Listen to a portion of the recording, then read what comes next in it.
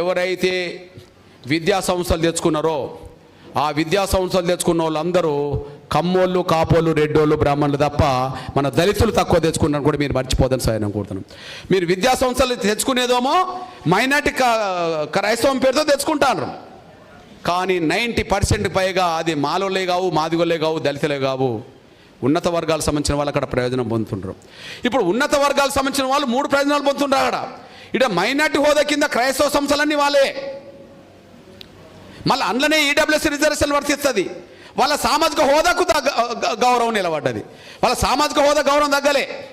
వాళ్ళ EWS reservation వాళ్ళ అమలు జరుగుతున్నాయి. మళ్ళీ మైనార్టీల పేరుతో క్రైస్తవ సంస్థలన్నీ వాళ్ళ చేతులు ఉన్నాయి. ప్రయోజనాలు అందరూ మైనార్టీ పేరుతో పొందుతున్నారు. మీరు ఒకసారి క్రాస్ చెక్ చేయండి. విద్యా సంస్థలు, మైనార్టీ విద్యా సంస్థల పేరుతో వచ్చిన విద్యా సంస్థలన్నీ 90% కమ్మ, కాపు, రెడ్డి, బ్రాహ్మణుల చేతుల్లో నుంచి మీరు మర్చిపోదని సాయం కోరుతున్నాను. అంటే ప్రయోజనాలు పొందుతున్నది వాళ్ళే తప్ప మనోళ్ళు కాదనేసి కూడా లెక్కలు తీయాల్సిన బాధ్యత మనం ఇదిని కూడా మీరు మర్చిపోదు. అదే సమయంలో ఇక్కడ విదేశాల నుంచి కొంత అంతో ఇంతో చేయితో దొరికే విద్యా సంస్థలు కొన్ని ఉన్నాయి క్రైస్తవ మిషనరీలో. ముఖ్యంగా అవి ఆర్సీఎం ఎక్కువ నడుపుతుంటుంది. ఏంది ఆర్సీఎం నడుపుతుంటుంది కదా. వాళ్ళ చేతిలో విద్యా సంస్థలు ఉన్నాయి. వాళ్ళ చేతిలో విద్యా సంస్థలు ఇంకా మేరే ఏ సంస్థ దగ్గర ఆ విద్యా సంస్థలు లేవు, కానీ ఆర్సీఎం దగ్గర ఉన్నాయి. కానీ ఆర్సీఎం దగ్గర వాటికి నిన్నటి వరకు బయట దేశాల నుంచి కూడా కొన్ని ఫండ్స్ అందినాయి. కానీ కారణాలు ఏమైనా ఒక 5-6 ఏళ్ళుగా 10 ఏళ్ళుగా ఫండ్స్ అన్ని నిలబడినాయి.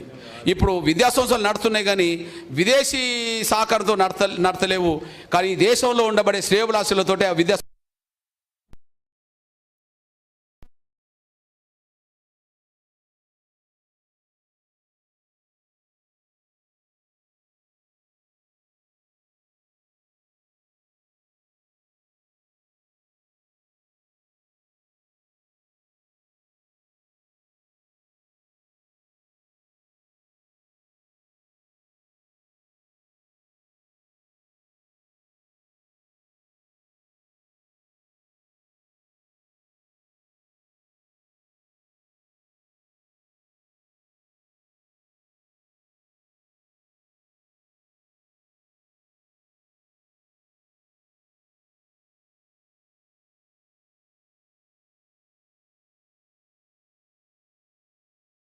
మీరు మర్చిపోదని నేను సవినంగా కోరుతున్నాను. ఆ లెక్కలు కూడా మనకు ముఖ్యం. ఎందుకంటే వచ్చే నెల ఒక కీలకమైన నిర్ణయం వస్తుంది, కమిషన్ రిపోర్ట్ వస్తుంది. దయచేసి కమిషన్ రిపోర్ట్ మీద ఇప్పుడు ప్రధాన దృష్టి పెట్టాలి. మనం ఉన్నారు అన్నగారు, వారికి ఒక 10 నిమిషాలు ఆ మీటింగ్ అయిన తర్వాత కలవడానికి అవకాశం కల్పించాలని కోరుకుంటున్నాం. మరి ఆఖరుగా మన రాజు గారు MLF జిల్లా నుంచి వచ్చారు. మీరు కూడా ఒక్క నిమిషం మాట్లాడవలసిందిగా ఈ సమయాన్ని అన్నగారికి అప్పగిస్తున్నాం. దయచేసి అందరూ సమయాన్ని పాటించాలని కోరుతున్నాం.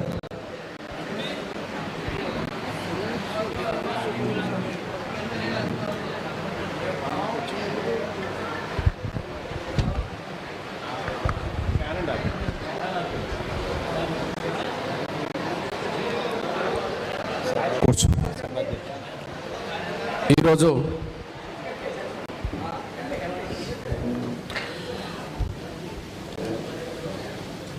వాళ్ళందరూ ఏం చేస్తుంటారు అక్కడ?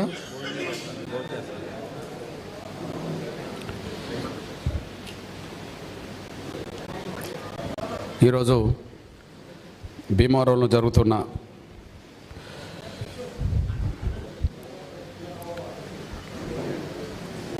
దళిత క్రైస్తవులకు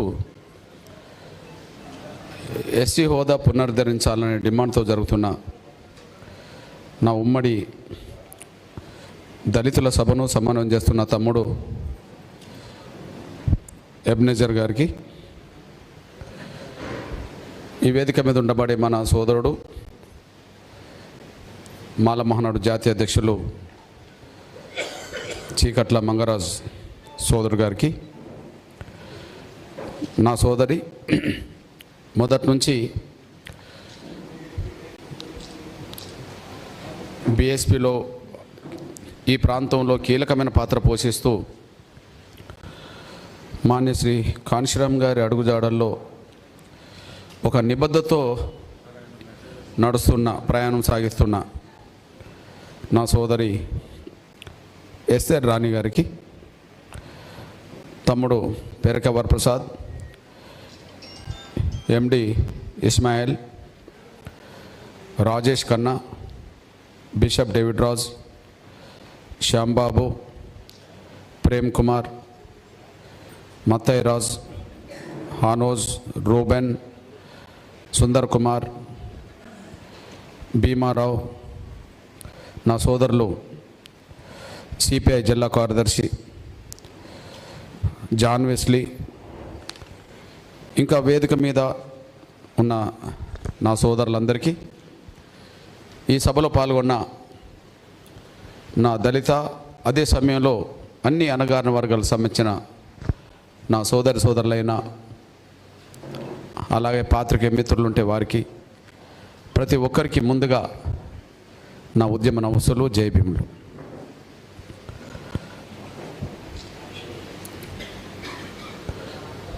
నా సోదరులారా, మార్చి 24వ తారీఖు నాడు సుప్రీంకోర్టు ద్వారా వచ్చిన ఏదైతే తీర్పు ఉన్నదో, దళిత పాస్టర్కి సంబంధించిన అంశం మీద వచ్చిన తీర్పు ఈ దేశంలో ఉండబడే కోట్లాది మంది దళిత క్రైస్తవులను ఆందోళనకు గురి చేసింది, అభద్రత భావాన్ని కూడా గురి చేసింది, ఒక భయానికి లోన్ చేసింది. ఇక మన అస్తిత్వం, ఉనికి, మన సామాజిక వర్గం మొత్తం ఇక ప్రమాదంలో పడ్డది. బయటకు వచ్చి కూడా మనం తిరగలేని పరిస్థితులు పడ్డామని అంత భయాందోళనకు గురైన సందర్భం అది అనే విషయం మనందరికీ తెలుసు. అంత భయాందోళనకు గురి కావడానికి గ్రామాన ఆ తీర్పు ప్రభావం, ఆవేదన కల్పించడానికి కారణం ఏంటంటే,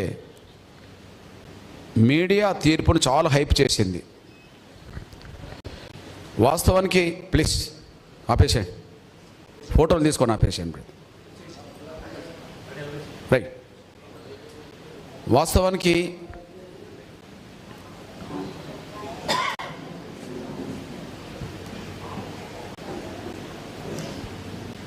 హైకోర్టు తీర్పులు చాలా ఉన్నాయి. మతం మార్చుకున్నంత మాత్రాన కులమేడికి పోతుంది అని. దళితుల అస్తిత్వంగానే ఉంటుంది.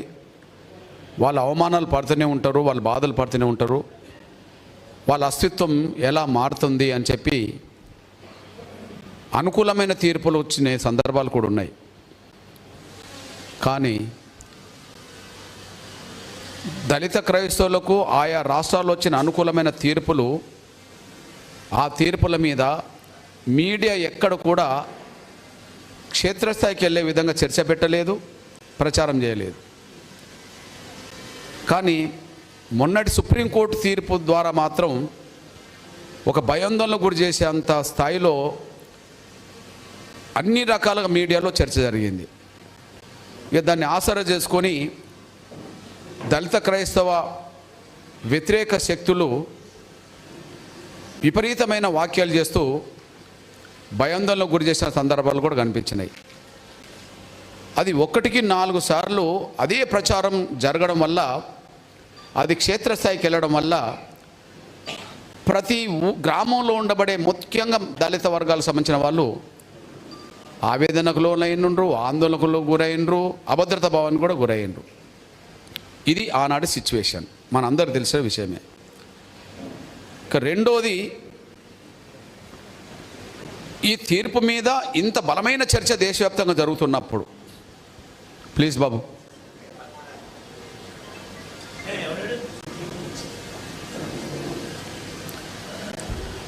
ఆ తీర్పు మీద 99% వ్యతిరేక ప్రచారం దేశవ్యాప్తంగా జరుగుతున్నప్పుడు, కోట్లాది మంది దళిత క్రైస్తవుల, దళితుల హృదయాలు ఆవేదనతో ఇబ్బంది పడుతున్నప్పుడు, మన తరపున ఈ దేశంలో ఉండబడి ఏ బలమైన శక్తులు మన తరపున మన కండగా మాట్లాడిన సందర్భాలు కనిపించలే. ఒక 4-5 రోజులు చూసాం. ఒకవైపేమో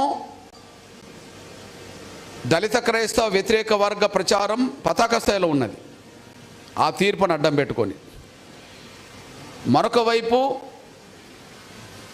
ఎవరన్నా మనకు అనుకూలంగా స్పందిస్తారా అని చెప్పి ఎదురు చూస్తుంటే ఏ ఒక్క ప్రధాన రాజకీయ పార్టీ కూడా దాని మీద బలంగా స్పందించిన దాఖలాలు కూడా కనిపించలే.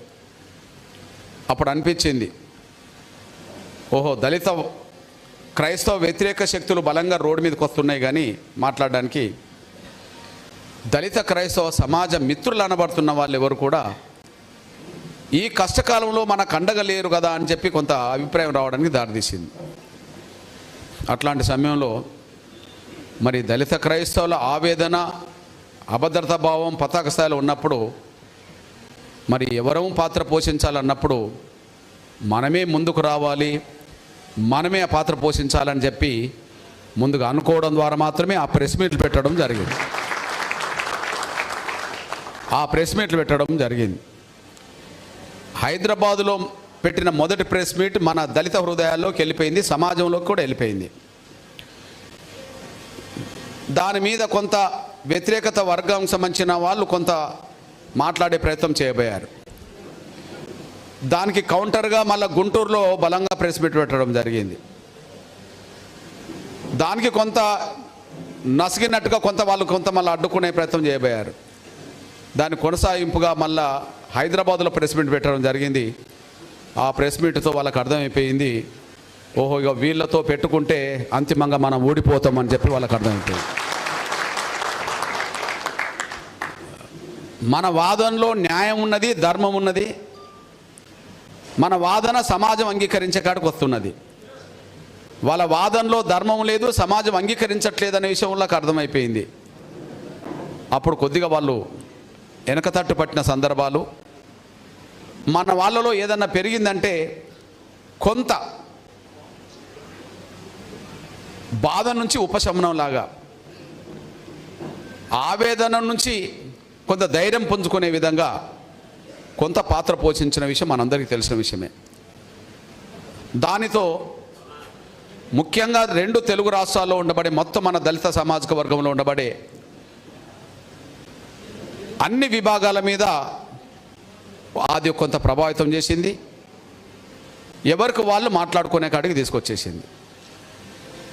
అప్పుడు మన ముందున్న సవాల్ ఇంతకాలం కొనసాగిన కొంత అనైక్యత. మన ముందున్న కొనసాగిన మొదటి సవాల్ కొంత ఇంతకాలం కొనసాగిన అనైక్యత. కారణాలు ఏమైనా కానీ ఒకరు ఒక వాదన మీద ఉంటే ఇంకొకరు ఇంకొక వాదన మీద ఉన్నారు. ఇది ఏమి దాస్తే దాగేది కాదు, దాయాలని అనుకోవడం కూడా కరెక్ట్ కాదు. ఒకరు ఒక వాదన మీద ఉంటే ఇంకొకరు ఇంకో వాదన ఉన్నారు. ఆ 2 వాదనల మధ్యలో కొంత విభేదాలు, ఆ 2 వాదనల మధ్యలో కొంత భిన్నాభిప్రాయాలు, కొంత గ్యాప్ వచ్చిన మాట వాస్తవం. దీన్ని ఎవరం కాదనలేం. కానీ దళిత క్రైస్తవుల అంశం వచ్చినప్పుడు ఖచ్చితంగా ఈ అంశాన్ని ఎదుర్కోవడానికి గతంలో ఉండబడే విభేదాలన్నిటిని పక్కకు పెట్టుకొని మనం ఒక తాటి మీదకి రావాల్సిందే అని చెప్పి మాత్రం దళితుల్లో ఒక అభిప్రాయం పెరిగింది. ఒక కుటుంబ సభ్యుల మధ్యలో భిన్నాభిప్రాయాలు కొన్ని సందర్భాల్లో ఘర్షణకు దారితీస్తుంది. అయినంత మాత్రాన బయట వాళ్ళు వచ్చినప్పుడు వాళ్ళ కుటుంబ సభ్యులుగానే ఎదుర్కొంటారు. అట్లనే మన మధ్యలో కూడా కొంత కొన్ని అంశాల మీద భిన్నాభిప్రాయాలు కొన్ని ఘర్షణకు దారితీసిన ఉమ్మడి అంశం మనల్ని కలుపుతుంది. కాబట్టి ఖచ్చితంగా మనం కలిసి ఉండాల్సిందే, కలిసిపోవాల్సిందే అని చెప్పి నాకు తెలిసి మొట్టమొదటిసారి స్పందించి సోషల్ మీడియాలో పెట్టిన నా సోదరుడు మంగరాజు గారిని నేను మనస్ఫూర్తిగా అభినందిస్తున్నా. తెలిసేది అప్పుడే కదా. ఇప్పుడు 90% మనోళ్ళలో అంటే మాదిగా మొత్తం దళిత వర్గాల్లో గతంలో ఏమి జరిగినా మనం ఇప్పుడు కలిసిపోవాల్సిందే, మన అస్తిత్వాన్ని ఉమ్మడిగా నిలబెట్టుకోవాలి, మన ఆత్మగౌరవాన్ని మనం ఉమ్మడిగా కాపాడుకోవాలి, మనకు వచ్చిన ప్రమాదాన్ని ఉమ్మడిగా ఎదుర్కోవాలి ఇది సరి అయిన సమయం అని చెప్పి అనుకునేటోళ్ళు ఇప్పుడు పెరుగుతున్నారు. కానీ ఈ రెండు సామాజిక వర్గాల్లో కొంతమంది వ్యక్తులుగా స్వార్థపరులు ఉన్న వాళ్ళు ఈ అనైక్యత ఇంకా కొనసాగాలి, ఎవరి వ్యక్తిగత ప్రయోజనాలు వాళ్ళు పొందాలనే పద్ధతిలో వ్యక్తిగత ప్రయోజనాలు పొందాలనుకునే స్వార్థపరులు మాత్రం ఇప్పటికీ దీనికి అడ్డుతగిలే ప్రయత్నం చేస్తున్నారు. ఈ ఐక్యతకు మెజారిటీ ప్రజలు ఖచ్చితంగా ఉమ్మడిగా కలిసి ఉండాలి, ఎదుర్కోవాలనే కాడికి వస్తున్నారు. కానీ రెండు సామాజిక వర్గాల్లో ఉండబడే కొంతమంది స్వార్థపరులు అప్పుడప్పుడు వాళ్ళ సోషల్ మీడియాలో వాళ్ళ వార్తలు చూస్తుంటే, వాళ్ళ పేపర్స్ చూస్తుంటే ఇటు వీళ్ళు రెచ్చగొట్టే విధంగా ఒక వర్గం సంబంధించిన కొంతమంది, అటు వాళ్ళను వాళ్ళు రెచ్చగొట్టే విధంగా ఇంకొక వర్గం కొంతమంది కొన్ని ప్రయత్నాలు చేస్తున్నారు. దయచేసి నేను విజ్ఞప్తి చేస్తున్నా, ఈ విభేదాలన్నిటిని తగ్గించుకుందాం. ఏదైనా విభేదాలు వచ్చినప్పుడు కూర్చొని చర్చించుకుందాం, మాట్లాడుకుందాం. కానీ ఉమ్మడి దళితుల ఐక్యత గురించి, దళిత క్రైస్తవుల హక్కుల గురించి మాత్రం పోరాటం చేయాల్సిన సమయం మాత్రం ఇదేననే విషయం కూడా మీరు మర్చిపోద్దని సవినంగా కోరుతున్నాను నేను. ఇకపోతే కొంతమంది మేము ఐక్యత అన్నప్పుడు నువ్వు వర్గీకరణ కావాలని కదా, నువ్వు విభేదించావు కదా అని అన్నారు. నేను ఒక విషయం చెప్తున్నాను. నేను ఇప్పుడు దళితుల ఐక్యతకు విఘాతం కల్పించినోడే కృష్ణమాదిగా అని ప్రచారం చేసిన వాళ్ళు చాలామంది ఉన్నారు. ఇప్పుడు దళిత ఐక్యతకు విఘాతం కల్పించిన నా మీదనే పెడుతున్నారు కదా, మరి నేనే ఐక్యత గురించి మాట్లాడుతున్నారా? రండి ఇప్పుడు కలిసి పనిచేద్దాం. ఇప్పుడు నన్నే టార్గెట్ చేశారు కదా, దళితుల్లో ఐక్యత లేకపోవడానికి కారణం కృష్ణమాదిగే అని 100 సార్లు అన్నారు కదా. ఇప్పుడు నేను ఐక్యత గురించి మాట్లాడుతున్నాను, ఇప్పుడు కలిసి పని చేస్తే అయిపోతుంది కదా. మళ్ళీ ప్రమాదం కూడా వచ్చింది కదా. ఇప్పుడు నేను వేరే సమయంలో ఐక్యత గురించి మాట్లాడలేదు కదా. ఓకే, వర్గీకరణ పంచుకుందామనే మాట మాట్లాడుకున్నాం, సరే అది అయిపోయింది. కొంతమంది దాని అనైక్యత గురించి మాట్లాడిండ్రు, నేను పంచుకుందామని మాట్లాడాను. ఏదైనా సరే అది పైన అది ఘట్టం అనుకుంటే ఇప్పుడు ప్రమాదం అయితే మనం ముందుకు వచ్చింది కదా. ఆ ప్రమాదాన్ని ఎదుర్కొనే కాడ ఐక్యం కావాల్సిన బాధ్యత మన అందరికీ ఉన్నది కదా. ఇది వ్యక్తుల కోసం కాదు, మన జాతుల కోసమే కదా. కలవడానికి అవకాశం ఉన్నదా అంటే ఒక 3 ఉదాహరణలు చెప్తాను. ఎందుకు కలవం? మనం బాధిత వర్గాలం. మన ఇష్టం ఉన్నా లేకపోయినా ఊరవతలో జీవించిన మాలమాదిగలం. మనం సమాజం చేత అవమానించబడ్డోళ్ళం, బాధలు పడ్డోళ్ళం, పశువుల కంటే హీనంగా చూడబడ్డోళ్ళం. అయినప్పటికీ మనలో కుటుంబం మధ్యలో ఉన్నట్టుగా మనకు మధ్యలో ఉండవచ్చు. కానీ సమస్య వచ్చినప్పుడు ఏకతాటి మీద కొత్తమని చెప్పి చాలా సందర్భాలు రుజువు చేశాం ఇప్పటికే. ఇప్పుడు ఎంఆర్పిఎస్ ఏర్పడింది 94లో అనుకుంటే 94 కంటే ముందు 2 ఉద్యమాల్లో ఐక్యంగా పాల్గొన్నాం. ఒకటి కారంచేడు ఉద్యమం అన్న గురుప్రసాద్ అన్న కత్తి పద్మారావు అన్న నాయకత్వంలో, బొజ్జ తారకం గారి నాయకత్వంలో అందరం కలిసి పాల్గొన్నాం. అప్పుడేం ఎంఆర్పిఎస్ లేదు, వర్గీకరణ అంశం కూడా ఎక్కువ చర్చకు రాలేదు. అది 85 జూలై 17. దాని కొనసాగింపుగా 91 ఆగస్టు 6 వచ్చేటప్పటికి మళ్ళీ చుండూరు జరిగింది. చుండూరులో నా 7 మాలలు, ఒక మాదిగా అంగల్ కుదురు రాజమోహన్ అనే ఒక తమ్ముడు చంపబడ్డాడు. కారంచేడులో మొత్తం మాదిగలే చంపబడ్డారు. కానీ దానికి నాయకత్వం వహించింది నా మాల సోదరుడు అనబడుతున్న నా పెద్దన్న కత్తి పద్మారావు నాయకత్వం వహించారు. చుండూరులో మాదిగలు చంపబడ్డారు. ఎక్కువ మంది మాలలు, ఒకరు మాదిగ తమ్ముడు. దానికి కూడా నాయకత్వం వహించింది మళ్ళీ కత్తి పద్మారావు అన్న, బొజ్జ తారకం అన్న నాయకత్వం వహించారు. ఓకే, కారణాలు ఏమైనా కొన్ని సమస్య మీద ఎంఆర్పిఎస్ 94లో ఏర్పడ్డది. ఎంఆర్పిఎస్ ఏర్పడేటప్పటికి విభేదాలు వచ్చినాయి, ఘర్షణ వచ్చింది, వీళ్ళు విడిపోయిందని చాలామంది మాట్లాడుకున్నారు. కానీ ఆ తర్వాత శ్రీకాకుళం లక్ష్మీపేట జరిగింది. ఆ లక్ష్మీపేటలో మొత్తం చంపబడ్డది మొత్తం నా మాల తమ్ములు అన్నలే. కానీ దాన్ని ఒక ఉద్యమంగా మలిచింది ఎంఆర్పిఎస్ అనే విషయం మీద దృష్టి పెడుతున్నాం. అంటే వర్గీకరణ ఉద్యమం జరుగుతున్న సమయంలో లక్ష్మీపేట జరిగింది. మరి ఉమ్మడి దళితుల్ని కలిపి అక్కడ నా మాల బిడ్డలకు, మాల తమ్ములకు న్యాయం సాధించడం కోసం మొట్టమొదటి మాదిగలకు అన్యాయం జరిగినప్పుడు మాల నా పెద్దన్న పడుతున్న కత్తిపద్మన్న మొత్తం అందరికీ నాయకత్వం వహిస్తే అక్కడ శ్రీకాకుళంలో ఉండబడే నా మాల బిడ్డల మీద జరిగిన దాడులు, హత్యాకాండకి నిరసనగా ఎంఆర్పిఎస్ ఉమ్మడి దళితులందరినీ కలిపిందనేసి కూడా మీరు మర్చిపోవద్దు. నేను ఆ రోజు ఒక విషయం చూశాను. నేను లక్ష్మీపేటలో మనోళ్ళు చంపబడ్డప్పుడు అక్కడ ఆ జిల్లాకు సంబంధించిన మంత్రి బొత్స సత్యనారాయణ, ఆ రోజు ముఖ్యమంత్రిగా కిరణ్ కుమార్ రెడ్డి గారు ఉన్నారు. అందరికంటే ముందు అక్కడికి నేను వెళ్ళాను. డెడ్ బాడీలను రోడ్డు మీద పెట్టి ఉద్యమాలు చేశాం. డెడ్ బాడీలను రోడ్డు పెట్టి ఉద్యమాలు చేశాం. ముఖ్యమంత్రి కూడా అక్కడికి వచ్చేసాడు. అంతకుముందు హైదరాబాదులో ప్రకటనకును మన ఉద్యమాల ద్వారా వచ్చిన ప్రకటన మళ్ళీ తేడా వచ్చేసింది. అంటే ఒక లైట్గా తీసుకున్నాడు హైదరాబాద్లో అయిన పేపర్ ప్రకటన సంఘటనను. ఇక్కడికి వచ్చినప్పటికీ అది సీరియస్ అయిపోయింది, ఉద్యమం సీరియస్ అయిపోయింది. డెడ్ బాడీస్ రోడ్డు మీద ఉన్నాయి. అక్కడి నుంచి మళ్ళా ఉద్యమంగా తీవ్ర రూపం దాల్చింది. అక్కడికి వచ్చినప్పటికీ ఆయన ప్రకటన మళ్ళా మన ఉద్యమానికి అనుగుణంగా మలగాల్సిన పరిస్థితికి వచ్చేసింది. ఆ తర్వాత డెడ్ బాడీలు పోస్ట్ మార్టం జరిగిన తర్వాత లక్ష్మీపేటలో ఒకే చోట అందరినీ సమాధి చేశారు. ఒకే చోట అందరినీ సమాధి చేశారు.